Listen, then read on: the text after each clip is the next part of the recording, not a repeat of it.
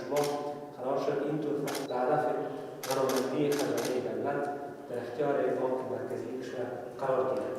اکنون از جناب شما احتراماً تقاضا می‌کنم تا این تحفه را به مسئولین بانک مرکزی اهدا فرمایید.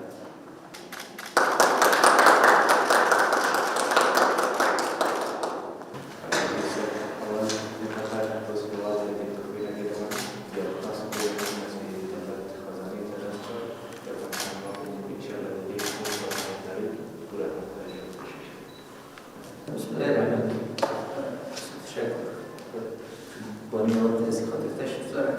یادیم سبا ارزش صدها بار صد چند شد یا زیادتر از عدد تعیین شده مبلغ تعیین شده بالاست و این هدیه به ما به حیث مقام داده شده نه به حیث شخص. یک دفعی که بسیار واضح است وقتی که هدیه به یکی از مقامات دولتی افغانستان داده میشه باید به خزانه افغانستان تسلیم شد و از بانک مرکزی باید نمیکنم زیادی بگیرد که همین شرط و تصویر وسط افغانستان دیوار رو به خدمت برای استعمال کرد.